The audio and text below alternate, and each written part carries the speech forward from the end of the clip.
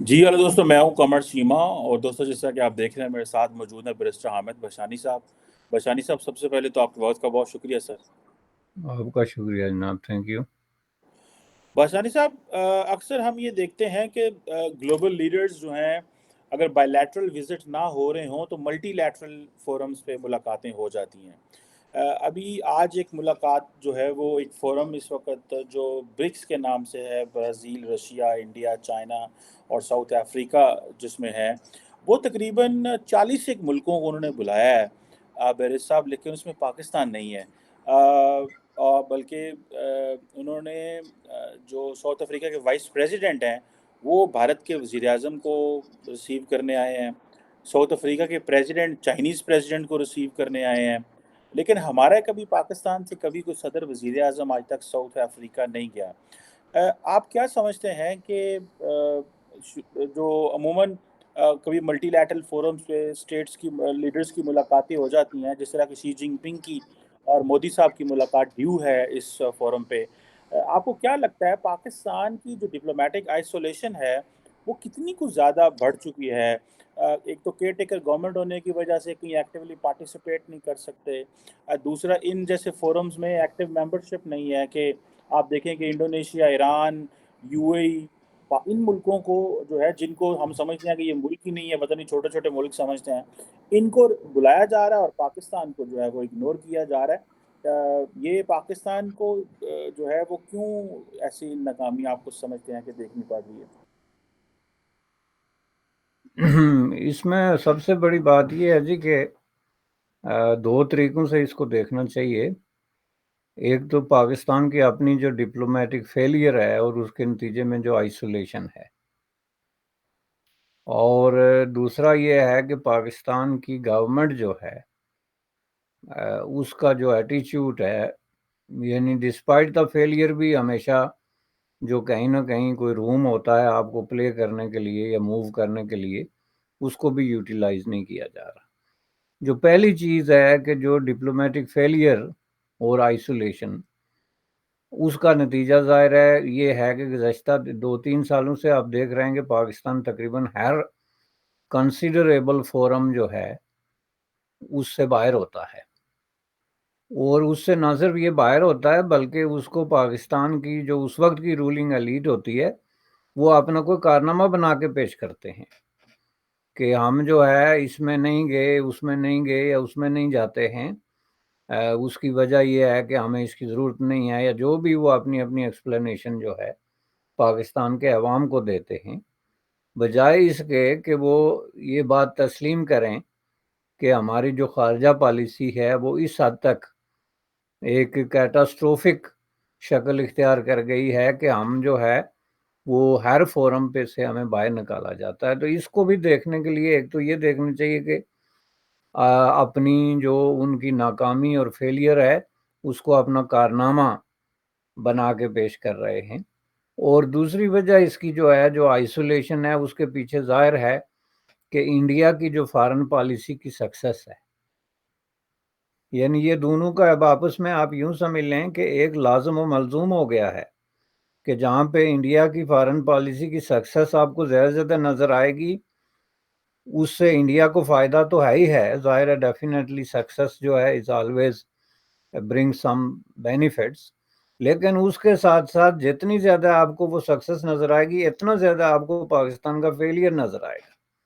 जो इस बात का सबूत है कि पाकिस्तान ने जो इंडिया के साथ सींग अड़ाए हुए हैं एक गलत तरीके से और गलत एटीट्यूड अपनाया हुआ है, उसके नतीजे में वो दिन ब दिन आइसोलेशन की तरफ जा रहा है।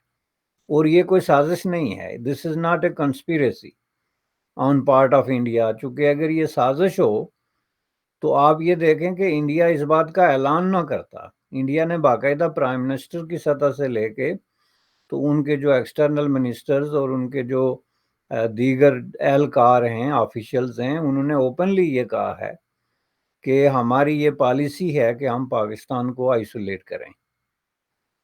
इवन प्राइम मिनिस्टर मोदी ने इस पे 2-3 से ज़ायद तकरीरों में इस बात का जिक्र किया है, जिसका मतलब ये है कि उन्होंने कहीं बैठ के कोई खुफिया तरीके से कोई कंस्पिरेसी तैयार नहीं की کہ ہم پاکستان کو آئسولیٹ کرنے جا رہے ہیں، جیسا کہ پاکستان اس کو بنا کے پیش کر رہا ہے، بلکہ اس کو اپنے منشور کا حصہ بنایا، اور اس کو منشور کا حصہ بنانے سے پہلے یہ چیزیں باقاعدہ ڈسکس ہوئی کہ بھائی یا تو آپ یہ معاملات ہمارے ساتھ طے کریں، نیگوشیٹ کریں، ہمارے درمیان جو ڈسپیوٹ ہیں ان کی ریزولوشن کا کوئی راستہ نکالیں، ادروائز ہم خود اس کا راستہ نکالیں گے۔ اور خود راستہ نکالنے کا مطلب یہ ہے کہ جو بھی انٹرنیشنل ڈپلومیٹک فورم ہیں ان سے آپ کو جو ہے وہ باہر نکال دیا جائے گا۔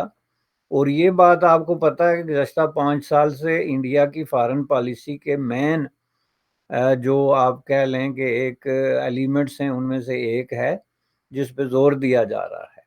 اور نہ صرف یہ بلکہ اس کو جب انہوں نے ری اینالائز کیا تو انہوں نے اس بات پہ باقاعدہ اعلان بھی کیا ہے کہ ہم اپنی اس پالیسی میں کامیاب رہے ہیں، اور ہم نے پاکستان کو جو ہے وہ آئسولیٹ کر دیا ہے، جس کے لیے مودی صاحب نے لفظ استعمال کیا تھا ایکڑی نکالنا، کہ ہم نے پاکستان کی ایکڑی نکال دی ہے۔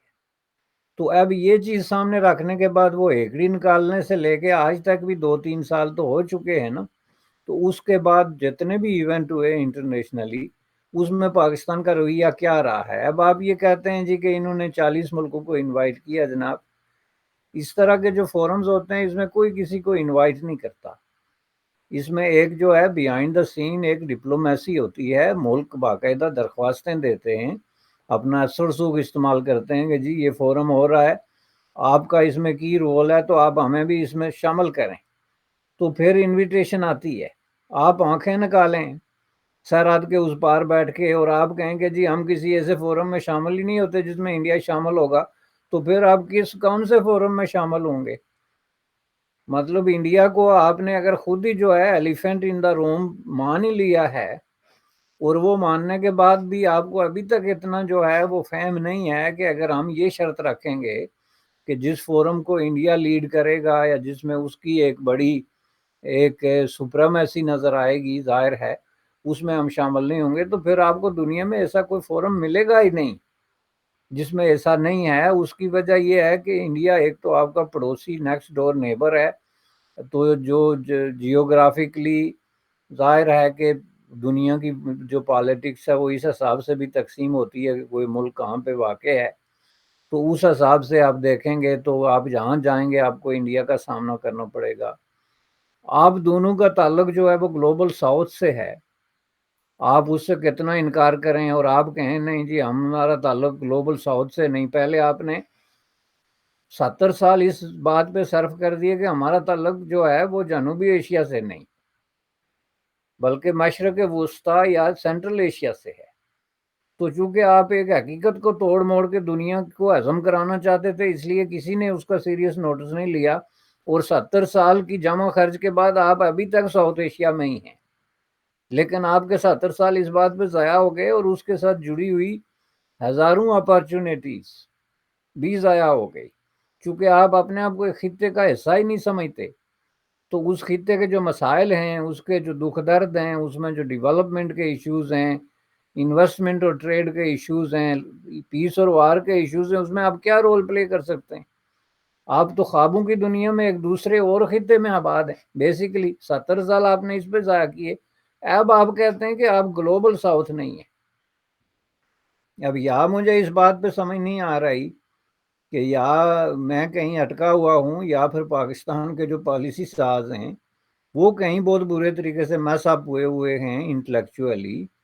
گلوبل ساؤتھ کا اس میں تھوڑا سا عوام کو ساتھ لے کے چلنے کے لیے تھوڑا سا اگر آپ اجازت دیں تو میں اس کی وضاحت کر دوں کہ گلوبل ساؤتھ آج ہم کس کو کہتے ہیں؟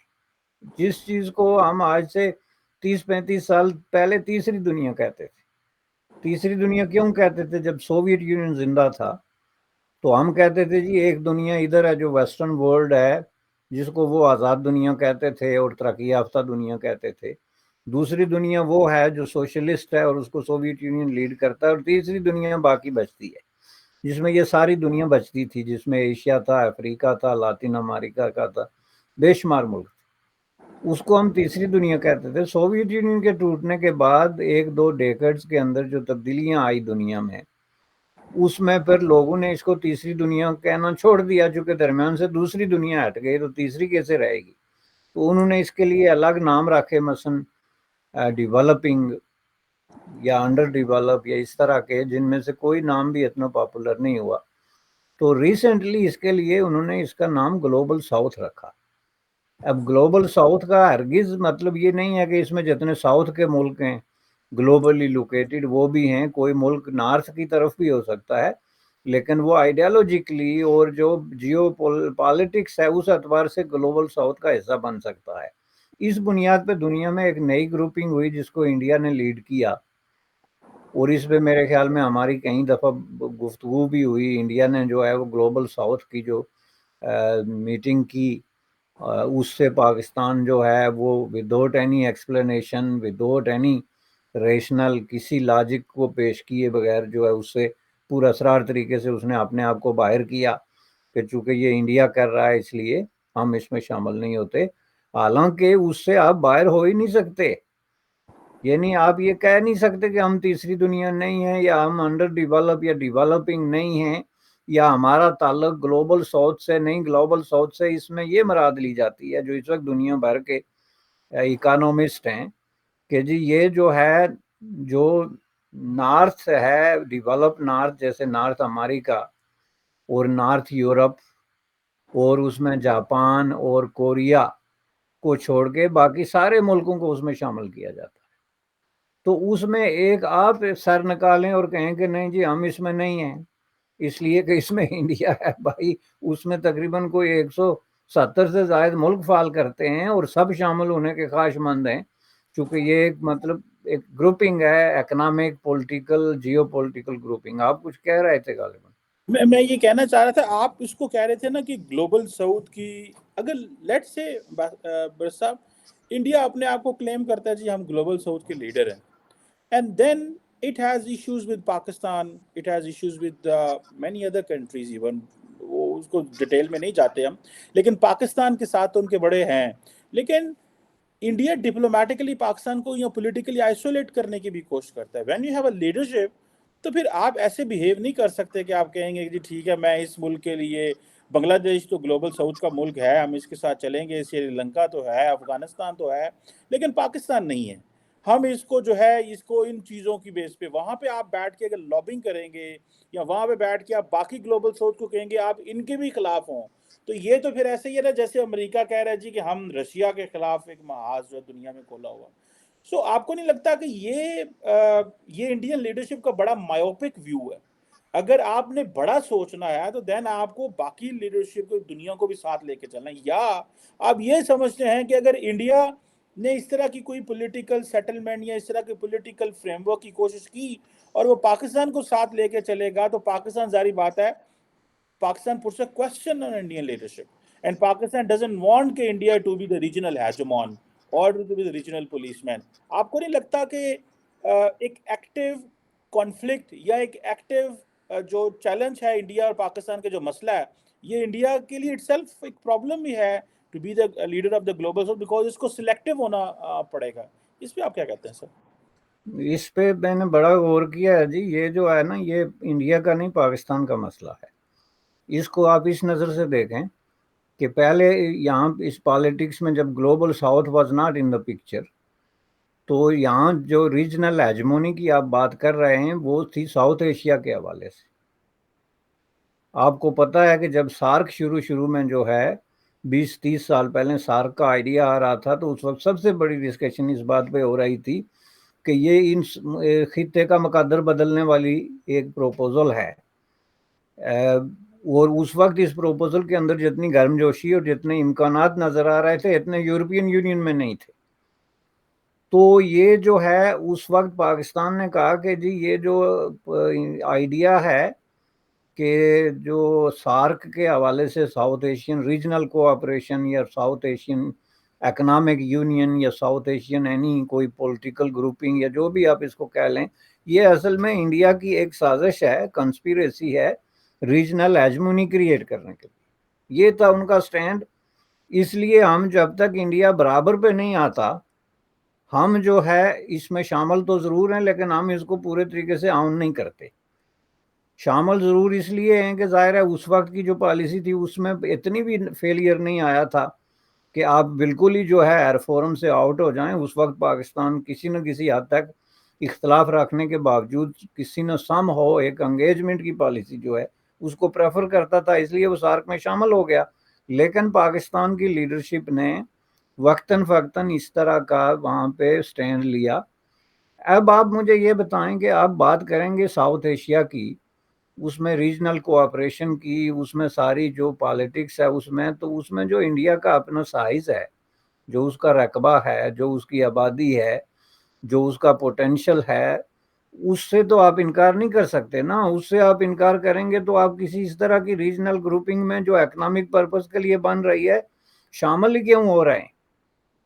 آپ اس میں کسی ملک کو ایکسپلائٹ کرنے کے لیے تو شامل نہیں ہو رہا ہے نا، کہ آپ اپنا جو ہے وہ سائز کٹ کر لیں یا اپنا اکنامک پوٹینشل روک کے ہمارے برابر بیٹھیں تو ہم بھی آپ کے ساتھ بیٹھتے ہیں ورنہ ہم نہیں بیٹھتے۔ یہ اس طرح کی ضد تھی، حالانکہ انڈیا آلریڈی ڈومینیٹ کرتا تھا ساؤتھ ایشیا کو بائی جو ہے ڈیفالٹ آپ کہہ سکتے ہیں کہ ملکوں کی جو اکثریت ہے وہ انڈیا کو فالو کرنے کے لیے تیار تھی۔ پاکستان کے کسی کے ساتھ بھی سوائے سری لنکا کے ایون خوشگوار ہیلو آئے کے تعلقات بھی نہیں تھے۔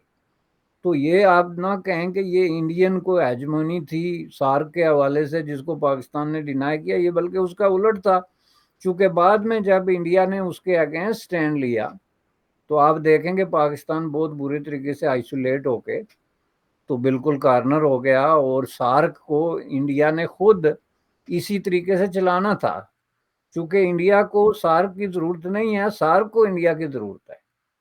انڈین یہ سمجھتے ہیں کہ ہم اپنے سائز اور اپنے پوٹینشل کے اعتبار سے ہماری یہ ضرورت نہیں ہے کہ ہم یہ چھوٹے چھوٹے ملک جو ہیں بھوٹان اور فلاں ان سے مذاکرات کریں اور ان کو ساتھ لے کے چلیں، چونکہ یہ ان کی ضرورت ہے کہ یہ ہمارے ساتھ چلیں۔ تو اس میں آپ یہ دیکھیں اس سطح سے لے کے تو جب گلوبل ساؤتھ کا ایشو آیا تو اس میں تو انڈیا نے پہلے سے یہ ڈکلیئر کی ہوئی تھی پالیسی کہ ہم پاکستان کو آئسولیٹ کریں گے، چونکہ ہم نے پاکستان کو کہا ہے کہ آپ ہمارے معاملات آپس کے جو ہیں میوچل وہ ڈسکس کر کے ریزالو کریں، جو یہ نہیں کر رہے تو اب ہمارے پاس ایک ہی راستہ رہ گیا ہے کہ ہم پاکستان کو آئسولیٹ کر کے تو اپنا راستہ بنائیں گلوبل پالیٹکس میں جو انہوں نے بنایا۔ تو اس پہ پھر شکوہ نہیں بنتا، یا پھر اس میں آپ انڈیا کو نہیں کہہ سکتے کہ آپ بڑے پن کا مظاہرہ کریں جی ہمیں بھی ساتھ لے کے چلیں۔ یہ تو بہت بڑی سٹیٹمنٹ ہے۔ آپ یہ سٹیٹمنٹ دیں کہ ہم انڈیا کے ساتھ بیٹھنے کے لیے اور نیگوشیٹ کرنے کے لیے تیار ہیں، تو یہ سب مسئلہ ختم ہو جاتا ہے صرف اتنی سٹیٹمنٹ۔ نہیں، یہ تو سر بڑی دفعہ سٹیٹمنٹ دے چکی ہے ہماری سرکار۔ ہر دفعہ آپ کی سٹیٹمنٹ کوالیفائڈ ہوتی ہے جناب۔ جتنی دفعہ بھی ابھی شہباز شریف نے سٹیٹمنٹ دی تھی اس کی پہلی شرط اس نے کیا رکھی تھی کہ 5 اگست 2019 کے اقدامات جو ہیں واپس کیے جائیں، اور وہ جب تک واپس نہیں ہوتے ہم انڈیا سے بات نہیں کر سکتے۔ مسئلہ کشمیر پہ ہم بات کرنے کے لیے تیار ہیں جی، لیکن یہ مسئلہ یونائٹڈ نیشن کی قراردادوں کے مطابق حل ہوگا۔ یہ جو کوالیفائڈ قسم کی سٹیٹمنٹس ہیں وہ ظاہر ہے کہ ان کو اس طرح کی سٹیٹمنٹ نہیں کہا جا سکتا کہ آپ ہمیں ساتھ لے کے چلیں۔ لیکن اب یہ گزشتہ 3 مہینے سے ڈسکشن ہو رہی ہے کہ جی برکس کا اجلاس ہو رہا ہے اور تقریباً 70 کے قریب کنٹریز جو ہیں انہوں نے اپنا انٹرسٹ شو کیا، اور بلکہ اپلیکیشنز دی ہیں بعض نے کہ ہمیں اس میں شامل کیا جائے۔ آپ نے پاکستان کی وزارت خارجہ، کوئی آپ کے تھنک ٹینک، کوئی آپ کے تھنکرز فورمز، کوئی آپ کے فارن پالیسی جو کنسرن لوگ ہیں، کسی کی کوئی سٹیٹمنٹ پڑھی ہے، کوئی مضمون پڑھا ہے کہ برکس ہو رہا ہے جی اور برکس کتنا بڑا پوٹینشیل ہے، یہ G7 سے بھی بڑا پوٹینشیل رکھنے والا، G20 سے بھی بڑا پوٹینشیل رکھنے والا ملک ہے، تو اس میں ہماری پالیسی کیا ہے؟ تو آپ اندر ہی اندر کیا کر رہے تھے؟ اندر ہی اندر کو پالیٹکس تو چل رہی تھی نا۔ یہ جو بلاول صاحب نے کوئی 140 دورے کیے، تو اس کو میں سم اپ یہ کرتا ہوں کہ اس کو آپ یہ مت کہیں کہ یہ اس لیے نہیں ہوا کہ یہ کیئر ٹیکر حکومت آ گئی، یہ تو 2 دن پہلے ہوئی۔ اس طرح کے معاملات مہینوں پہلے طے ہوتے ہیں جناب۔ ڈپلومیسی ایک سلو پروسیس ہے، اس میں جو ہے وہ پاکستان کی گورنمنٹ نے اپنی پالیسی جو خوفناک قسم کی سیلف ڈسٹرکٹیو قسم کی پالیسی ہے اس کا وہ شکار ہو گئے۔ نان انگیجمنٹ کی پالیسی کی وجہ سے انہوں نے ایسے ہاتھی کو جو ہے وہ جا کے اس سے ٹکر لی ہوئی ہے، اور نہ آگے بڑھ سکتے ہیں نہ پیچھے ہٹ سکتے ہیں. انڈیا اپنا کامیابی پہ کامیابیاں طے کرتا چلا جا رہا ہے. ساؤتھ افریقہ میں جو آپ نے مثال دی، انڈیا کا جو ہائی پروفائل جو اس کی ویلکم ہے اور جس طرح کا اس کی سے ہے اور جس طرح کی اس کی انٹریکشن وہ سامنے رکھیں. بھائی صاحب اس میں ایک آخری سوال کرنا چاہتا ہوں تھوڑا سا مجھے. آپ کہتے ہیں کہ پاکستان جو سٹیٹمنٹس ہیں کہ جی یو این کی بات بھی نہ کرے اور 5 اگست کی بات بھی نہ کرے، لیکن جب انڈیا آگے بات رکھتا ہے کہ نہیں جی فار ایگزامپل جی دہشت گردی کو ختم کریں آپ دہشت گردی کراتے ہیں جی ٹھیک ہے، اب یہ بھی تو ایک سٹیٹمنٹ ہے نا. اب اس کو کیسے ایکسپلین کریں؟ پھر وہ کہیں گے جی فلاں کو ایسے سزا دو، اس کو ہمارے حوالے کرو، اس کو کرو، اس کو کرو. اب یہ بھی تو ایک ایسی سٹیٹمنٹ ہے جس کو ظاہری بات ہے جب Pakistan as a counter part جب ٹیبل پہ بیٹھتا ہے تو وہاں پہ یہ تو نہیں ہوگا کہ جی ٹھیک ہے جی 5 بندے انڈیا کو سرنڈر کر کے ان کو وہ سزائیں دیں گے اور پھر وہ کہیں گے جی دیکھو ہماری گلوبل ڈپلومیٹک سکسیس ہے اور ہم نے پاکستان سے یہ کرا لیا. ایسے تو پھر پاکستان بھی نہیں کبھی کرے گا. تو یہ تو دونوں طرف سے. اینڈ دین ایک اور مثال دے دوں، مثال کے طور پہ جیپنیز پرائم منسٹر آتے ہیں، ان سے انڈیا سائن کروا لیتا ہے جوائنٹ کمیونیکے میں جی Pakistan sponsors terrorism. For instance مثال دیجیے سے ہوا بھی ہے، امریکہ جو بائیڈن گئے تھے تو ایسے ہی کروا لیا جی جوائنٹ کمیونیکے کرا لیا. لیکن جاپان اور امریکہ نے کبھی بائیلیٹرلی تو پاکستان کو نہیں کہا کہ آپ سپانسرز کرتے ہیں ٹیررزم. وہ تو کہتے ہیں آپ کی بڑی کنٹریبیوشن، آپ نے تمہارے ساتھ یہ کیا یہ کیا یہ کیا. ابھی بلاول گیا تھا جاپان میں تو جو جاپنیز پرائم منسٹر ہے آؤٹ آف دا ٹرن جا کے اس کو ملا، بلکہ ساتھ بٹھایا آپ نے، جو کہ بڑا ان یوزل ہے. جاپان ایک ڈیولپ کنٹری ہے، دنیا کی بڑی اکانومی ہے. آپ کو کیا لگتا ہے یہ ساری رسپانسبلٹی پاکستان کی ہے یا انڈیا کو بھی تھوڑا اپنا بدلنا پڑے گا؟ Because at the end of the day پھر بار بار بات تو ہوتی ہے پاکستان ایک بڑی ملک ہے، 240 ملین کا، فوج ہے، نیوکلیئر ہے، جیسے تیسے جو بھی ہے، دین the nation has something. آپ کو کیا لگتا ہے کہ پاکستان بس یہ چیزوں سے پیچھے ہٹ جائے اینڈ دین انڈیا کہے جی یہ چیزیں کر کے تو اور ٹیبل پہ تو پھر ہم تمہارے ساتھ چلیں گے؟ ڈو یو تھنک کہ یہ پاکستانی لیڈرشپ کے لیے مجھے تو بڑا مشکل لگتا ہے. آپ کو کیا لگتا ہے اس حوالے سے؟ نہیں، یہ جس طرح آپ پیش کر رہے ہیں نا اس طرح مشکل نہیں بلکہ ناممکن لگتا ہے، لیکن حقیقت میں ایسی بات کوئی ہے نہیں. پاکستان پہلی بات ہے کہ یہ رسپانسبلی انڈیا کی ہم بارہ ذکر کر چکے ہیں کہ زیادہ بنتی ہے چونکہ انڈیا ایک لیڈنگ رول پلے کر رہا ہے. تو خطے میں امن کے بات کریں اگر آپ، تو اس میں انڈیا کی ذمہ داری زیادہ بنتی ہے پاکستان کی نسبت کہ وہ اس طرح کے اقدامات کرے. اس سے تو کسی کو قطعاً کوئی جو ہے وہ انکار ہو نہیں سکتا، چونکہ اس کو آپ جسی بھی طریقے سے دیکھیں گے جس نے لیڈ کرنا ہوتا ہے اس نے بہت حد تک سیکریفائز بھی کرنا ہوتا ہے، بہت ساری چیزوں کو جو ہے وہ دیکھنا ہوتا ہے کہ کس طریقے سے وہ رائے عامہ کو اپنے لیے ہموار کر سکتے ہیں. لیکن یہ مسئلہ جو ہے اس سٹیج سے گزر چکا، اس لیے میں نے آپ کو 20-25 سال پہلے پیچھے لے گیا تھا سارک میں کہ یہ چیزیں ڈسکس ہو چکی ہیں. جو چیزیں 60s میں اور 70s میں اور 80s میں جو ہے وہ ڈیبیٹ ہو رہی تھی کہ پاکستان اور انڈیا کے درمیان جو یہ ٹسل چل رہی ہے، ٹینشن ہے، کانفلکٹ ہے، یہ کن بنیادوں پہ ہے، ان کا جو ہے وہ اپنا جو وجود ہے، ایگزسٹنس ہے، وہ کس بنیاد پہ ہے، ان کا کیا حصہ ہے خطے کی پالیٹکس میں اور انٹرنیشنل پالیٹکس میں. تو اس کو جب تک آپ ریئلائز نہیں کرتے تو اس وقت تک ظاہر ہے کہ بات آگے نہیں بڑھ سکتی. اب یہ جو آپ کہیں کہ جی یو این ریزولوشنز کی شرط اور 5 اگست 2019 کی شرط اور دہشت گردی کی شرط برابر ہیں تو پھر تو غلط ہو گیا نا، چونکہ دہشت گردی کس بنیاد پہ آپ ایز اے بارگین چپ جو ہے وہ یوز کر سکتے ہیں؟ انڈیا اگر کہتا ہے کہ آپ خطے میں دہشت گردی کو کنٹرول کریں تو اس کا رسپانس یہ ہے کہ yes we are ready willing all the time to do that, آئیں بیٹھ کے ٹیبل پہ بات کریں کس سے کیا کرنا ہے. تو تب اگر انڈیا کہتا ہے کہ فلاں کو پکڑ کے ہمارے حوالے کر دیں تو پھر اگلے سٹیج پہ بات ہوگی نا کہ اس کو کیوں کریں، اس نے کیا دہشت گردی کی. لیکن جب انڈیا یہ شرط رکھے کہ جی آپ دہشت گردی کو کنٹرول کریں تو آپ کہیں کہ نہیں جی اس شرط پہ بھی آپ نہیں مانتے، تو کیا آپ دہشت گردی کو تحفظ دینا چاہتے ہیں؟ اس کا مطلب کیا ہے کہ آپ کے جو اسٹیٹ کے مفادات ہیں یا آپ کی فارن پالیسی ہے وہ دہشت گردی کے ساتھ اس قدر اس کا نیکسس ہے کہ آپ اس شرط پہ بھی بات نہیں کرتے. میں اگر اس میں وزارت خارجہ میں ہوں تو میں کہوں گا کہ یہ تو ایشو ہی نہیں ہے، اس لیے کہ دہشت گردی کو ختم کرنے کی جتنی آپ کی ضرورت ہے اس سے زیادہ ہماری ضرورت ہے. تو آپ نے تو ہمارے منہ کی بات چھین لی. تو آئیں ذرا بیٹھ کے بات کریں نا ڈیٹیل میں کہ آپ کی کیا شرائط ہیں, کہاں پہ ختم کرنی ہے, تو ہم ختم کرتے ہیں. اس کے بجائے آپ کہیں کہ نہیں جی آپ ہماری شرائط مانیں ورنہ ہم آپ کی یہ شرط نہیں مانتے. تو وہ دونوں شرائط کا آپ ذرا آپس میں موازنہ تو کریں کہ یو این ریزولوشنز اور دہشت گردی کا کیسے آپ جو ہے وہ کر سکتے ہیں. دوسری چیز, تیسری چیز یہ ہے کہ میں یہ نہیں کہتا کہ پاکستان کوئی اپنی شرائط جو ہیں یو این ریزولوشنز یا 5 اگست یا جو بھی اس کی شرائط ہیں ان پہ سرنڈر کرے. میں یہ کہتا ہوں کہ پاکستان جب ایک نیگوشیٹڈ سیٹلمنٹ کی بات کرے تو وہ ان کوالیفائڈ اور انکنڈیشنل ہونی چاہیے. وہ بات چیت کا مقصد ہی یہی ہوتا ہے کہ جب آپ ٹیبل پہ بیٹھ کے سٹیپ بائی سٹیپ پروسیس کرتے ہیں تو اس میں یہ ساری چیزیں جو ہے وہ آپ ریز کرنے کے حقدار ہوتے ہیں اور دوسری پارٹی اس کے جواب دینے کی پابند ہوتی ہے. تو آپ کو پتہ چلتا ہے کہ آپ کہاں کھڑے ہیں اور دوسری پارٹی کو پتہ چلتا ہے کہ وہ کہاں کھڑے ہیں. تو اس طرح آپ ایک نیگوشیٹڈ سیٹلمنٹ کی طرف بڑھتے ہیں. آپ پہلے سے ہی جو ہے وہ شرط ٹیبل پہ پھینک دیں. پہلی بات یہ ہے, اور وہ بھی ناممکن قسم کی شرط. یونائٹڈ نیشن کی کون سی قرارداد, آپ پروفیسر ہیں پی ایچ ڈی ہیں, مجھے بتائیں کہ کون سی آؤٹ اسٹینڈنگ قرارداد ہے یونائٹڈ نیشن کی جس پہ عمل نہیں ہوا تو اب ہونا چاہیے. یونائٹڈ نیشن کی جتنی قراردادیں پاس ہوئی ہیں مسئلہ کشمیر کے وہ ساری اپنے منطقی انجام کو پہنچی ہیں. ان قراردادوں میں جو کچھ کہا گیا ہے اس پہ عمل ہوا. ان قراردادوں میں کہا گیا کہ یہ کمیشن بنائیں, کمیشن بنا, کمیشن جا کے نیگوشیٹ کرے, اس نے نیگوشیٹ کیا.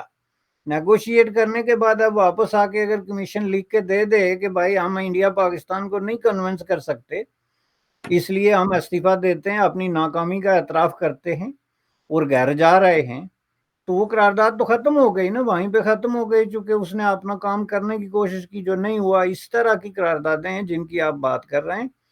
میں آپ کو لکھ کر دیتا ہوں جناب کہ یہ جتنے لوگ پورا دن قراردادوں کی ریٹ لگاتے رہتے ہیں انہوں نے قراردادیں ہی نہیں پڑھی ہیں یا ان کی ڈیٹیل میں ہی کبھی نہیں گئے ہیں کہ ان کی اب سٹینڈنگ کیا ہے.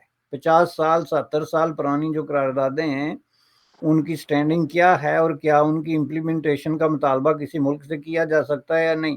چیپٹر 6 کے تحت پاس کی گئی قراردادیں ہیں, مینڈیٹوری نہیں ہیں, اور اس کی پہلی شرط یہ ہوتی ہے کہ دونوں پارٹیز جو ہیں وہ رضامندی سے چاہیں تو ان قراردادوں پہ عمل کریں, نہ چاہیں تو کوئی زور زبردستی نہیں. وہ میکانزم ہی جو ہے وہ چیپٹر 7 کا ہوتا ہے جس کے آپ کی قراردادیں بائنڈنگ ہوتی ہیں. یہ ایک ایسی چیز ہے, بار بار میں اس کا ذکر کر چکا ہوں کہ یہ کون سی شرط ہے جو آپ رکھیں گے اور اتنا بڑا آپ نے پیس پروسیس جو ہے وہ ہولڈ کیا ہوا ہے اس طرح کی شرائط پہ. کبھی ٹیبل پہ بیٹھ کے ڈیبیٹ تو کریں نا ان قراردادوں پہ کہ اس میں کرنا کیا ہے, تو وہ کیسے ہونا چاہیے. اس میں تو پہلی قرارداد یہ ہے کہ پاکستان جو ہے وہ جو ریاست جموں کشمیر سے اپنی تمام فوجیں اور اپنے نیشنل جو ہیں وہ نکالے. پہلی شرط تو یہ ہے. اگر آپ اس پہ جائیں گے تو کیا پاکستان نے اپنی فوجیں نکالی ہیں جو جموں کشمیر سے, اور اس کے بعد جو ہے وہ کمیشن جا کے انڈیا کو بتائے کہ یہ فوجیں نکال چکا ہے پاکستان تو اب آپ نکالیں, تو پھر پاکستان انڈیا جو ہے وہ اپنی کچھ فوجیں نکالے جو سیکیورٹی کے لیے وہاں رکھنا ضروری نہیں, تو پھر جا کے اس پہ جو ہے وہ ایک ایڈمنسٹریٹر مقرر ہو جو حالات دیکھے تو وہاں پہ ریفرینڈم کرائے. یہ پورا میکانزم ہے, اس میں سے کوئی چیز بھی پاکستان کی پالیسی سے مطابقت نہیں رکھتی سر. اور آپ جھوٹ کی بنیاد پہ انٹرنیشنل پالیٹکس کو کتنا گھسیٹ سکتے ہیں. 70 سال آپ نے گھسیٹا ہے. There is nothing in favor of Pakistan in those resolutions. Nothing. Not a single word. بالکل ٹھیک ہے سر. اس کو یہ ڈسکشن تھوڑی لمبی ہو گئی ہے. میں چاہ رہا تھا آج تھوڑی اور جو ہے وہ اس کو کرتے, لیکن اس کے کچھ اور اینگل جو ہیں ان کو مزید سر کسی دن ڈسکس کریں گے. آلریڈی جو کنورسیشن لمبی ہو گئی ہے. Thank you very much barrister صاحب sir. It's always pleasure talking to you sir. Thank you sir. بہت تھینک یو جناب, آپ کا شکریہ.